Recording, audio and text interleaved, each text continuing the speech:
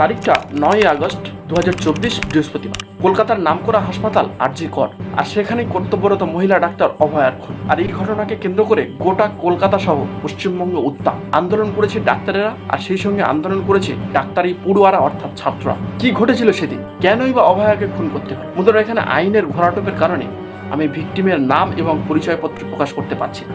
ধর্ষিত হওয়া ব্যক্তির নাম এবং পরিচয়পত্র প্রকাশ করা ভারতীয় আইনের দণ্ডনীয় অপরাধ, যেখানে পুলিশ সাধারণ মানুষের নিরাপত্তা রক্ষা করে, আর সেই পুলিশের হাতেই সাধারণ মানুষের খুন হতে হয়েছে বহুবার। আর এবারেও রক্ষা পেল না কলকাতার আরজি কর মেডিকেল হাসপাতালে কর্তব্যরত জুনিয়র মহিলা চিকিৎসক অভয়। কেনই বা তাকে খুন হতে হয়েছে, কি অপরাধ ছিল তার? আর আজকের এই পর্বে আমি আলোচনা করতে চলেছি সেই বিষয়টি। বন্ধুরা, আমি মুজিবুর রহমান। আপনারা যারা আমার এই ভিডিওটি ফেসবুক থেকে দেখছেন, আমার ফেসবুক আইডিটা ফলো করে ভিডিওতে একটি লাইক দেবেন। আর যারা ইউটিউব থেকে দেখছেন, চ্যানেলটা সাবস্ক্রাইব করে ভিডিওতে একটি লাইক দেবেন। একজন নতুন কন্টেন্ট ক্রিয়েটরের ক্ষেত্রে আপনাদের সাহায্য সহযোগিতা একান্ত কাম। চলুন জেনে নিই সেদিন কি হয়েছিল। রাত তখন 11টা। প্রতিদিনের মতো অভয়া সেদিনও ডিউটিতে এসেছে। রাত 11টার সময় খাওয়া দাওয়া শেষ করার পর সহকর্মীদের কাছে দায়িত্ব বুঝে দেওয়ার পর হসপিটালে পর্যাপ্ত পরিমাণে রুম না থাকার কারণে একটু বিশ্রাম নিতে গিয়েছিলেন হসপিটালের সেমিনার হলে। পড়াশোনা করার পাশাপাশি একটু বিশ্রাম নিচ্ছিলেন। রাত তখন 2:45। পরিবারের আত্মীয় স্বজনের সঙ্গে তার ফোনে কথা। রাত তখন 3টে। তখনও পর্যন্ত সব কিছু স্বাভাবিক ছিল, কিন্তু রাত 3টের পর যখন তিনি কম্বল মুড়ি দিয়ে একটু ঘুমোতে গিয়েছিলেন, আর ঠিক তার কিছুক্ষণ পর হয় তার উপর হামলা। সকাল 7টার সময় উদ্ধার হয় তার মৃতদেহ, এবং সেই আরজি কর হাসপাতালের সেমিনার হল থেকে। সেমিনার হলে পর্যাপ্ত পরিমাণে সিসিটিভি না থাকার কারণে খুনি বা অভিযুক্তকে শনাক্তকরণ করা বড়ই কঠিন হয়েছিল। আর তারপরে শুরু হয় খুনিকে শনাক্তকরণ করার কাজ এবং তদন্ত।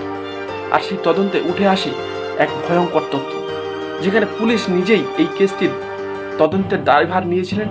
সেই কলকাতা পুলিশের একজন সিভিক পুলিশ হচ্ছে এই ঘটনার অভিযুক্ত। নাম তার সঞ্জয়, কীর্তিমান সঞ্জয়। এখানে আমি কীর্তিমান বললাম এই কারণে, এই খুনের পাশাপাশি তার আরও নানান কেচ্ছা কাহিনী রয়েছে। সোশ্যাল মিডিয়ায় এবং নিউজ চ্যানেলে অনেক কথা তার বিষয়ে শুনেছি। হসপিটালে সেই দিন ভোর 4টে থেকে 6টার মধ্যে ওই সেমিনার হলে 4জন ব্যক্তি ঢুকেছিল, তার মধ্যে সঞ্জয় একজন। ওই 3জন ব্যক্তির পুলিশ জিজ্ঞাসাবাদ করায় তাদের বয়ানে এটা প্রমাণ হয় যে ওই 3জন ব্যক্তি রোগীর আত্মীয় স্বজন। তারা তাদের ব্যক্তিগত প্রশ্ন নিয়ে অভয়ার কাছে এসেছিল, এবং অভয়া তাদের অন্য কোনো ব্যক্তির সঙ্গে বা অন্য কোনো ডাক্তারের সঙ্গে এই বিষয়ে পরামর্শ করতে পারে। ওই সিসিটিভি ফুটেজে এটা প্রমাণ হয়, যখন সঞ্জয় সেমিনার হলে প্রবেশ করেছিলেন তখন তার গলায় ব্লুটুথ হেডফোন ছিল, কিন্তু পরবর্তীতে তিনি যখন সেমিনার হল থেকে বের হয়ে আসে তার গলায় ব্লুটুথ হেডফোন ছিল। ব্লুটুথ হেডফোনটি মৃতদেহের পাশে ছিল। পুলিশ সেখান থেকে সেই ব্লুটুথ হেডফোনটি উদ্ধার করে, এবং সেই ব্লুটুথ হেডফোনটি অন করতে পেয়ার্ড হয়ে যায় সঞ্জয়ের মোবাইলের সঙ্গে। আর সেখান থেকে পুলিশ কনফার্ম হয়ে যায় এই অভিযুক্ত সঞ্জয়। এই সঞ্জয়ের বাড়ি কলকাতার ভবানীপুর এলাকায়। শোনা যাচ্ছে কয়েকদিন আগে তার স্ত্রী ক্যান্সারে মারা গিয়েছে। আর এই সঞ্জয় পর্নোগ্রাফিতে আসক্ত ছিল। শুধু তাই নয়, এই সঞ্জয় 2019 সালে কলকাতার সিভিক পুলিশের চাকরি পায়। প্রথমে বিপর্যয় মোকাবিলা দপ্তরে তার পোস্টিং হয়। পরবর্তীতে সে নিজের প্রভাব খাটিয়ে আরজি কর হাসপাতালে পোস্টিং নেয়। সেখানে চলতে থাকে তার বিরাট একটা প্রভাব, একটা রাজা রাজা ভাব। যে সমস্ত রোগীরা হসপিটালে ভর্তি হতে পারত না, তাদের কাছ থেকে টাকা নিয়ে হসপিটালে ভর্তি করা, এবং সেই সঙ্গে হসপিটাল চত্বরে তার প্রভাব চলত। হসপিটাল চত্বরে সে মদের আসর বসাতো। এরা এত সাহস পেত কোথা থেকে?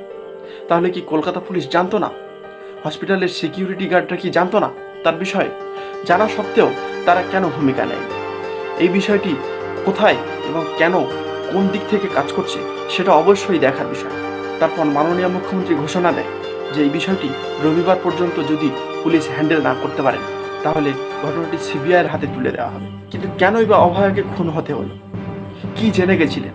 কোন চক্রের সঙ্গে হসপিটালের কর্তৃপক্ষ জড়িত ছিল, এবং সেটা অভয়া জেনে গেছিলেন নাকি অন্য কোনো কারণ? হসপিটালের বিভিন্ন ডিপার্টমেন্টে নানান রকম দুর্নীতি ছিল। তাহলে অভয়া কি সেই সমস্ত দুর্নীতির কোনো একটা কারণ জানতে পেরেছিলেন, যার কারণে তাকে দুনিয়া থেকে সরিয়ে দেওয়া হলো? আমরা দেখেছি ভারত এবং পশ্চিমবঙ্গে ধর্ষণ এবং খুনের ঘটনা বিদ্যমান, কিন্তু তাই বলে এবারে কলকাতার এত বড় একটা হসপিটালের জুনিয়র চিকিৎসক অভয়ার মৃত্যু। হসপিটালের সিকিউরিটি গার্ড থেকে শুরু করে নিরাপত্তা রক্ষা কর্মীরা কোথায় ছিলেন, কি করছিলেন? রক্ষক যদি ভক্ষকের কাজ করে, তাহলে তার বিচার কি আমরা কোনোদিন পাবো না? পশ্চিমবঙ্গের মানুষ কি কোনোদিন পাবে না? আর এই ঘটনার সঙ্গে শুধু কি সঞ্জয় জড়িত, নাকি আরও বড় বড় রাঘব বোয়াল রায়ের সঙ্গে জড়িত আছে, যার কারণে শুধু সঞ্জয়কে বলির পাঠা করা হয়েছে? বন্ধুরা, এই ঘটনায় অভয়া কি তার সুবিচার পাবে, নাকি অন্যান্য এবারেও এই কেসটি ধামাচাপা পড়ে যাবে? আপনাদের কি মতামত সেটা কমেন্টের মাধ্যমে জানাবেন। আজকের ভিডিওটি আমি এখানেই শেষ করছি। দেখা হবে অন্য কোনো পর্বে, অন্য কোনো সময়।